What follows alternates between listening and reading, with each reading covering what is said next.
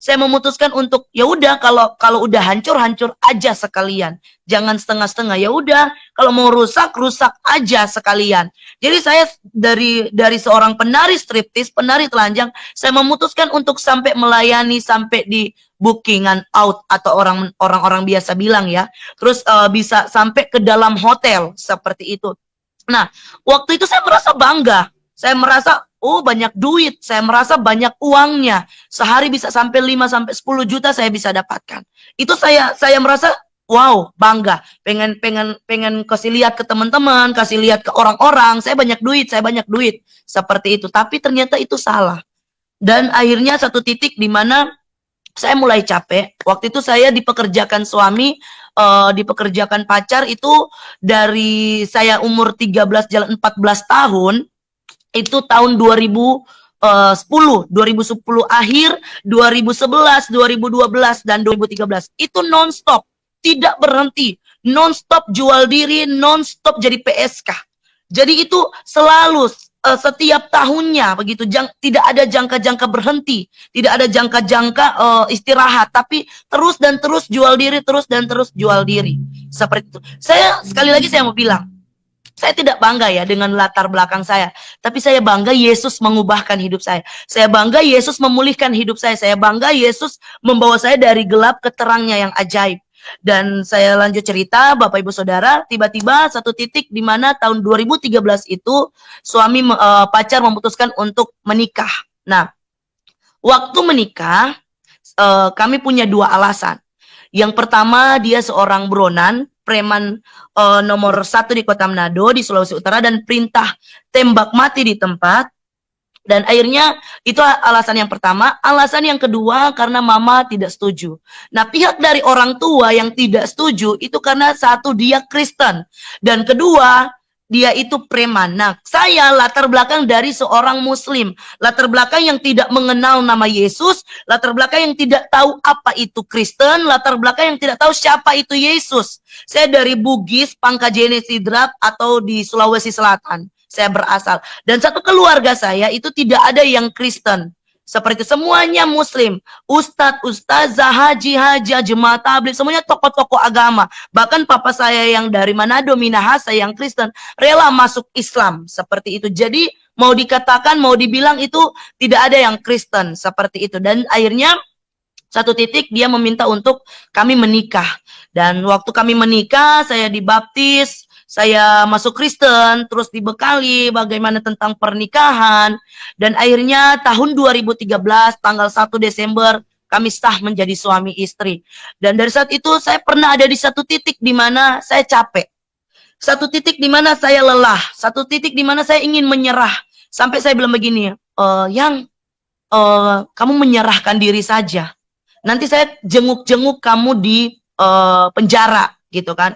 Terus dia bilang gini, yang sekali ini aja kamu berjuang, kamu nggak sayang sama aku, saya ini mau ditembak loh, ditembak mati, gitu. Jadi dari saat itu saya bilang ya udah, kita satu kali berjuang lagi ke Pulau Bali, di Kuta, dijual diri lagi seperti itu. Dan akhirnya sebelum kami berangkat ke Bali, saya pernah ngomong gini dalam hati saya, Tuhan, saya capek loh, Tuhan, saya capek loh, saya sudah nggak sanggup lagi harus jual diri, harus layani om-om, maaf kata, harus menari telanjang, harus pakai narkoba, pokoknya saya capek Tuhan. Saya bilang saya ingin menyerah, Tuhan, saya sudah lelah.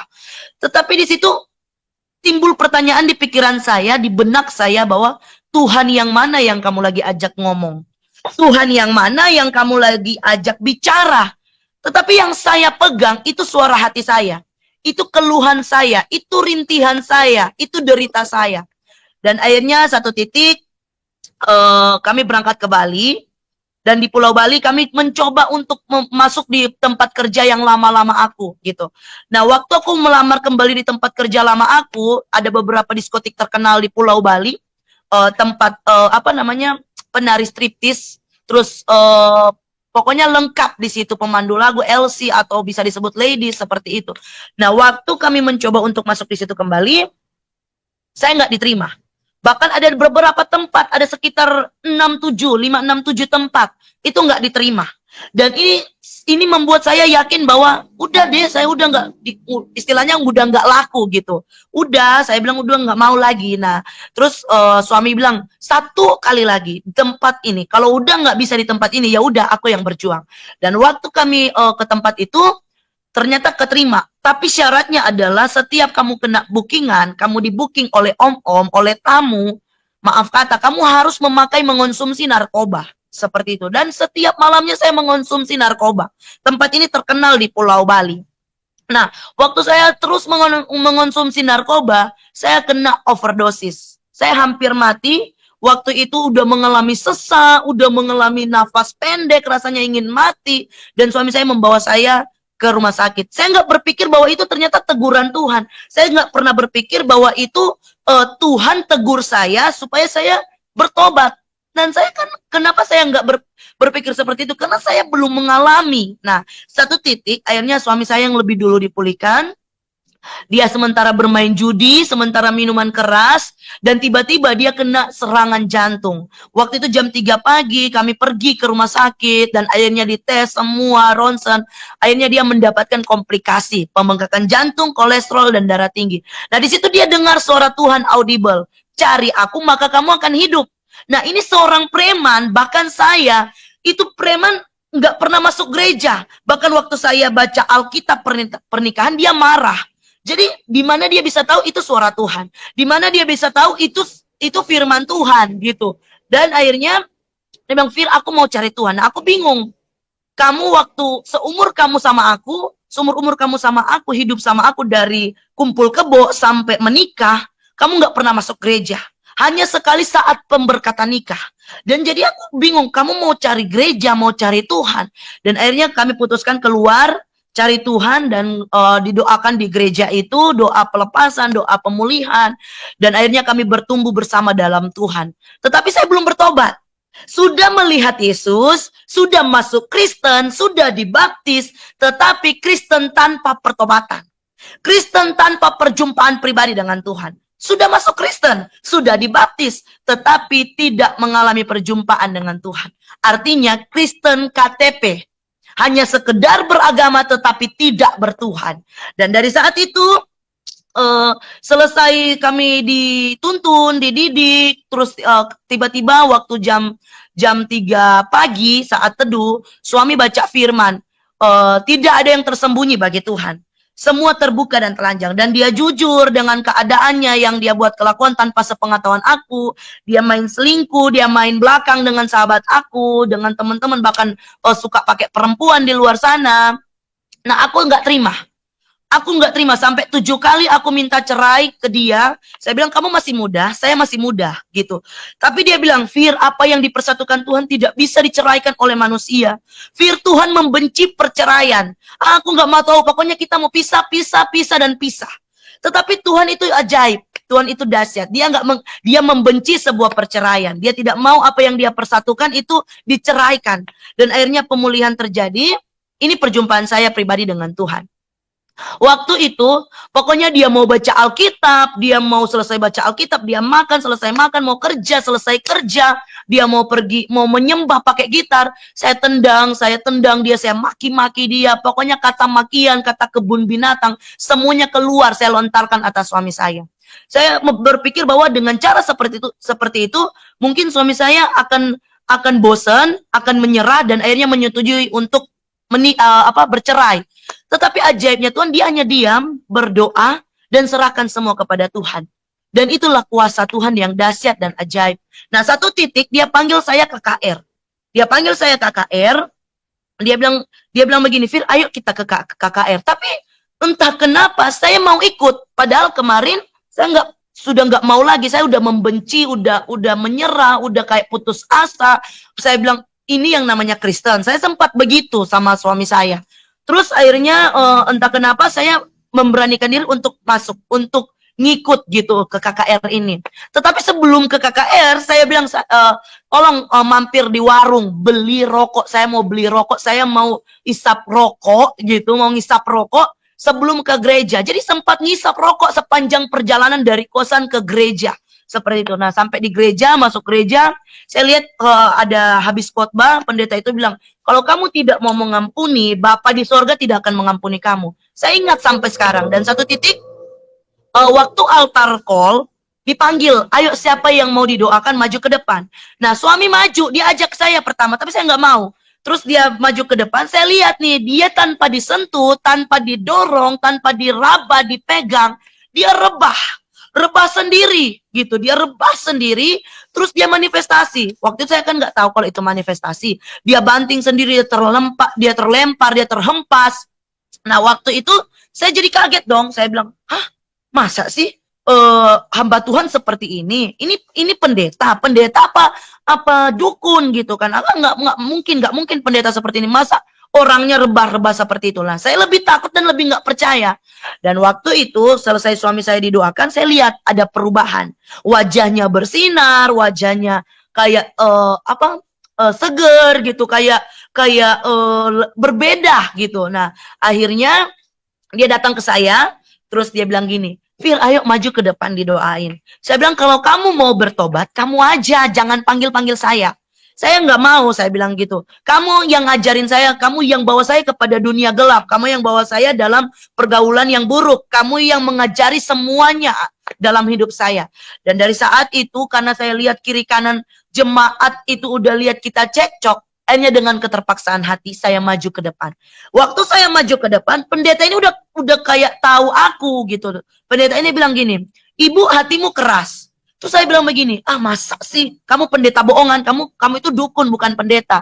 Tapi ingat baik ibu, sekeras apapun hatimu, bahkan seperti batu sekalipun, namun kena sentuhan Tuhan, dia akan mengeluarkan mata air yang hidup. Dari saat itu saya tetap mengeraskan hati saya, tetap saya menggerutu, saya mencela pendeta itu, saya menghakimi dalam hati saya pendeta ini enggak benar. Dan ketika dia doain saya, memang tidak terjadi apa-apa, habis berdoa. Nah, itu membenarkan firasat saya, membenarkan kecurigaan saya bahwa tuh kan benar, buktinya saya enggak rebah, buktinya saya nggak jatuh, buktinya saya nggak terlempar, terhempas, buktinya saya baik-baik saja, saya berdiri tegak, saya nggak ngerasain apa-apa. Benar kan? Kamu pendeta nggak benar. Kamu pendeta itu dukun. Saya bilang gitu kepada dalam hati saya kepada pendeta itu. Dan selesai jemaat pulang, waktu itu kebetulan KKR-nya di dalam hotel, di room hotel. Waktu jemaat masih keluar dari room hotel, room ibadah itu, jemaat masih di lobi hotel. Nah, waktu saya keluar dari room ibadah, di depan pintu, saya banting-banting diri sendiri. Seperti ada yang bakar hidup-hidup diri saya dari ujung kepala sampai ujung kaki. Seperti ada orang yang bakar hidup-hidup. Tapi anehnya ketika saya lihat begini, tidak ada yang bakar. Dan dari saat itu saya minta tolong. Yang tolong, sayang tolong. Dan dia saat itu saya lihat dia masuk ke dalam, panggil pendeta. Pak pendeta tolong doain istri saya. Waktu pendeta itu datang, dia bilang begini, apa ibu saya bilang? Ibu tidak bisa melawan kuasa Tuhan. Ayo terima Yesus, buka hatimu, terima Yesus secara pribadi. Nah, pertanyaannya, saya harus terima Yesus seperti apa? Saya harus buka hati seperti apa? Dan satu titik tiba-tiba ini perjumpaan pribadi saya dengan Tuhan. Tiba-tiba ruangan lobi hotel yang tadi banyak jemaat, ada karyawati hotel, ada petugas cleaning service di situ, semuanya hamba-hamba Tuhan. Tiba-tiba ruangan itu berubah. Ruangan itu berubah drastis. Putih, hening, damai, tenang banget. Tapi anehnya saya masih merasa kesakitan. Anehnya saya masih merasa terbakar. Dan satu sosok ini datang. Ketika dia datang, saya tidak bisa melihat rupanya. Saya tidak bisa melihat dirinya. Saya tidak bisa melihat. Kenapa? Karena saking terangnya, saking bercahayanya, sampai membuat mata saya sakit. Sampai saya bilang begini, ini siapa? Dan dari saat itu suara ini keluar. Akulah Tuhan Allahmu, Allah Abraham, Allah Israel, Allah Yakub. Dan dari situ, akulah Yesus Kristus. Saya di situ belum percaya. Saya di situ belum kayak sepenuhnya percaya. Tapi di situ saya melihat.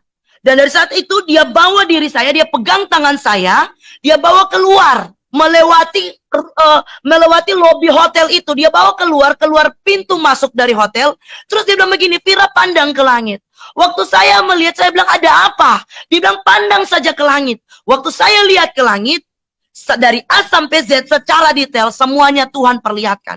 Makanya itu yang firman Tuhan yang suami saya baca. di hadapan Tuhan terbuka dan telanjang. Apa yang saya buat miras, saya buat narkoba, saya menari telanjang, saya di hotel, maaf kata, dengan om-om, dalam gaya bentuk apapun, semuanya. Tidak ada yang terkecuali. Tidak ada satupun yang terlewatkan. Bahkan sekecil pun tidak terlewatkan. Bagaikan film bioskop yang sedang diputar. Dan Anda sendiri yang duduk menonton bioskop itu. Saya bilang, Tuhan, kenapa hidup saya hancur seperti itu? Dan Tuhan berkata, Vira, ini pakai bahasa Manado. Vira, kalau ngananya ndak mau bertobat, ngana mau dapat penyakit AIDS kong binasa. Bayangkan Tuhan mengerti bahasa Manado. Artinya, Vira, kalau kamu tidak mau bertobat, kamu akan binasa. Kamu akan dapat penyakit AIDS, terus kamu binasa. Bayangkan Tuhan mengerti bahasa Manado. Dan saya percaya Tuhan itu punya 1001 bahasa.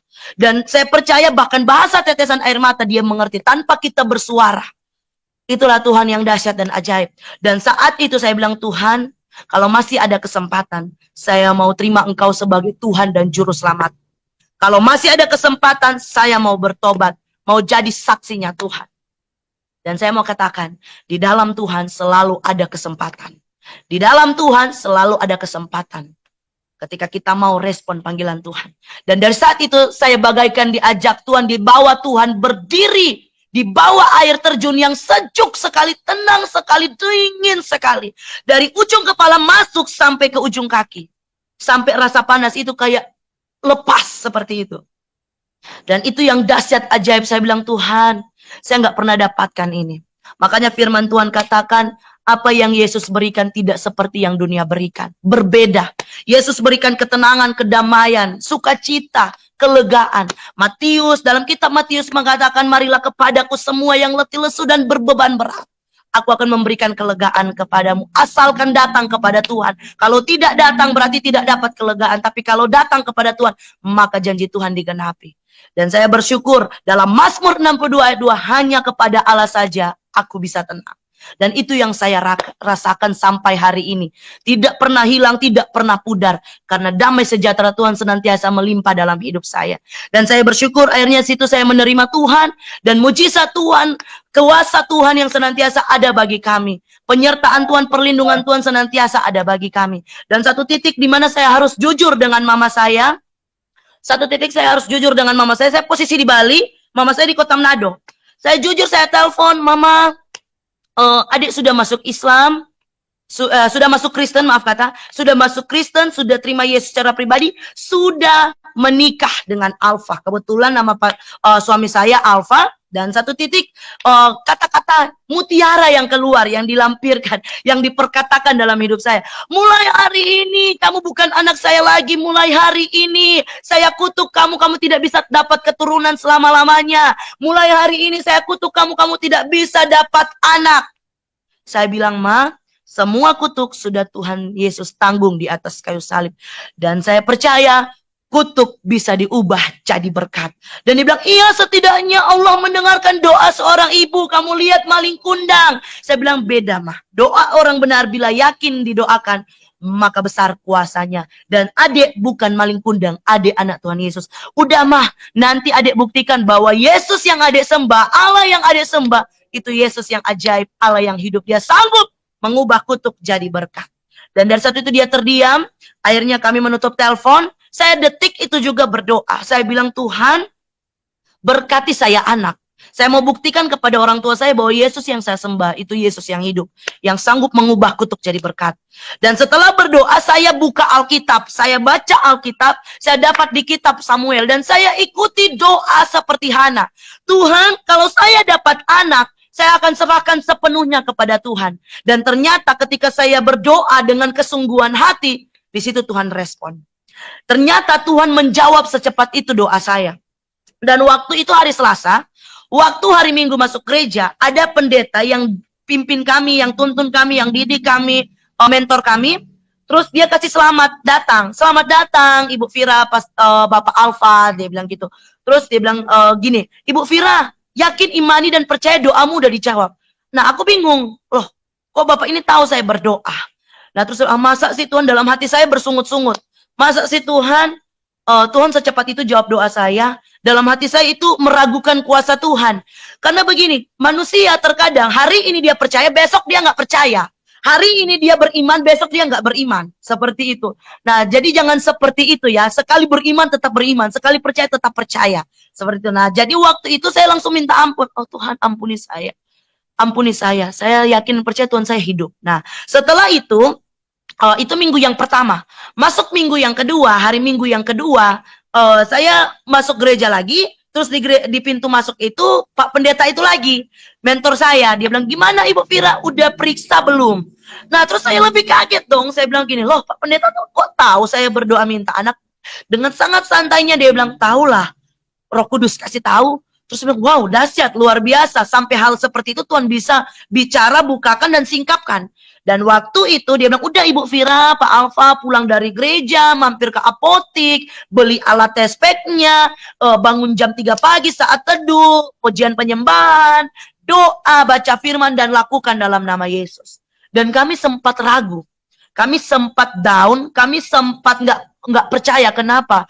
Karena saya sempat keguguran, saya sempat gugurin anak, saya sempat terlambat, tapi selalu negatif-negatif. Bahkan sampai saya dan suami itu pergi ke dokter kandungan untuk memeriksakan masa kesuburan kami, kandungan saya, bahkan maaf kata hormon suami saya gitu. Takutnya yang kami takutkan adalah ketika dari salah satu kami itu ada yang mandul seperti itu. Jadi kami memberanikan untuk memeriksa, tetapi ternyata tidak, baik-baik saja. Dan waktu itu jadi ada sedikit trauma dalam diri saya, trauma dalam hati saya, dalam hidup saya untuk mengetes gitu, alat test pack-nya. Dan satu titik saya coba dalam nama Yesus, dan yang terjadi garis 2. Itu yang saya bersyukur, saya bilang, Tuhan Engkau ajaib. Bahkan suami saya terdiam dan terpaku. Saat itu saya bilang, ayo Yang, kita ke puskesmas, saya mau periksa usia kandungan saya berapa. Nah, sampai di puskesmas saya rada gugup. Kenapa gugup? Karena 2 minggu yang lalu mama saya kutuk saya. Biar bagaimanapun saya dibesarkan dengan doktrin agama lalu saya gitu.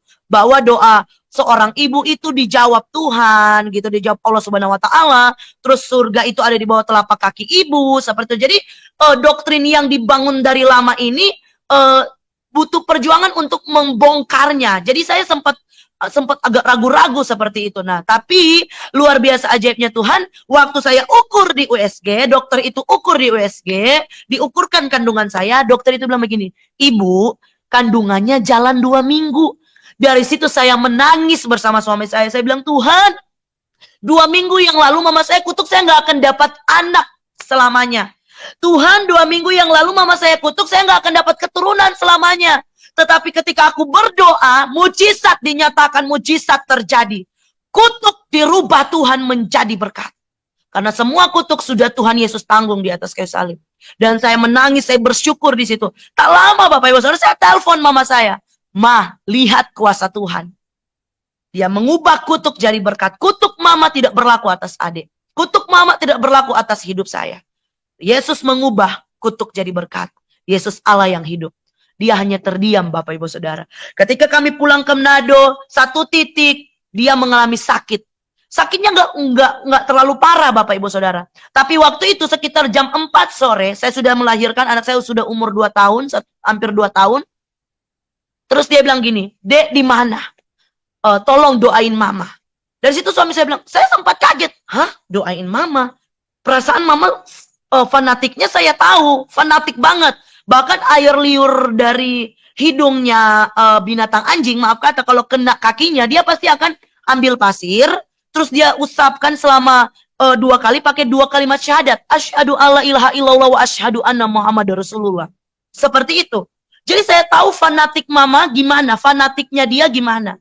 Dan tiba-tiba waktu itu dia telepon, dia bilang, doain mama. Jadi dari saat itu suami langsung bilang, udah jangan pakai lama, laksanakan. Ini dari Roh Kudus. Nah, waktu itu saya bilang, iya Ma, boleh, tapi Adek mau berdoa pakai caranya Adek. Terus dia bilang, nggak apa-apa. Waktu saya sampai di sana, saya berdoa, saya bilang, ayo Ma kita berdoa. Walaupun dia begini, alhamdulillah, wa syukurillah, walaupun dia seperti itu, saya tetap begini, dalam nama Yesus, Tuhan jamah mama saya, dalam nama Yesus, sembuhkan dalam nama Yesus. Saya pakai dalam nama Yesus, dia tetap terima. Dan mujizat terjadi, dia sembuh, Bapak Ibu Saudara. Dan dari saat itu dia menerima kami dengan baik. Karena begini, percuma masuk Kristen tetapi tidak memberikan pertobatan, tidak memberikan dampak, seperti tidak memberikan teladan. Seperti itu. Jadi percuma masuk Kristen, percuma Kristen dari kecil, tapi kalau tidak memberi dampak, tidak memberi teladan. Nah, mama saya tahu rusaknya saya seperti apa. Mama saya tahu hancurnya saya seperti apa. Bahkan satu kampung itu tahu saya seorang PSK. Tapi ketika mereka melihat perubahan hidup, mereka melihat ada sesuatu yang berubah. Hidupnya bahkan tidak berubah setengah-setengah, berubah total. Semuanya ditinggalkan. Mereka akui bahwa kekristenan yang sejati. Seperti itu. Dan waktu itu, mama saya setiap kali dia sakit, atau teman-temannya sakit, keluarga dari teman-temannya, dia pasti akan telepon saya dan suami untuk berdoa. Dan saya percaya begini, walaupun dia tidak mengaku dengan mulut bibir lidahnya bahwa Yesus adalah Tuhan, tetapi setidaknya hatinya mulai percaya bahwa Yesus itu ajaib.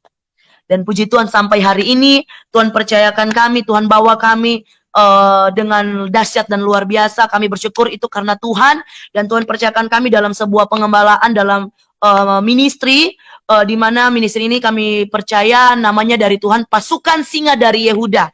Nah, di orang-orang ini, di ministry ini dari orang-orang yang hancur, orang-orang yang rusak, mantan PSK, mantan mucikari, jual-jual wanita, terus ada mantan preman, mantan pembunuh, jadi suka-suka perang-perang seperti itu. Dan Tuhan tempatkan, Tuhan percayakan kami. Kenapa pasukan? Karena kami tahu ketika mereka diubahkan, dipulihkan, mereka menjadi pasukan-pasukan terdahsyat, pasukan-pasukan generasi-generasi yang tak terhentikan, pasukan-pasukan yang berdiri di baris depan. Dan puji Tuhan, bahkan pendoa kami, worship leader kami, para orang-orang yang latar belakangnya hancur semua. Dan kami bersyukur akan hal itu. Kami melayani anak-anak jalanan, anak-anak terlantar, anak-anak broken home. Terus Tuhan percayakan dalam pergerakan-pergerakan penginjilan, Tuhan di jalan-jalan, KKR jalanan. Terus Tuhan percayakan di pelayanan-pelayanan penjara, lapas. Kemarin kami sempat beberapa tahun yang lalu di lapas-lapas yang ada di Jakarta, yang ada di Bogor, terus di Kendari, terus di NTT sebelum bencana alam. Terus akhirnya kami dibawa Tuhan sebagaimana Tuhan mau bawa kami. Dan kami bersyukur, kami percaya tidak tugas kami belum sampai di sini. Kesaksian ini belum sampai di sini. Pasti akan ada hal lagi yang lebih luar biasa yang Tuhan akan bawa untuk menjadi saksi, menjadi berkat sampai Tuhan datang kedua kalinya. Seperti itu. Terima kasih, ini menjadi kesaksian saya, dan saya percaya bisa memberkati buat teman-teman yang ada yang menyaksikan dan mendengar.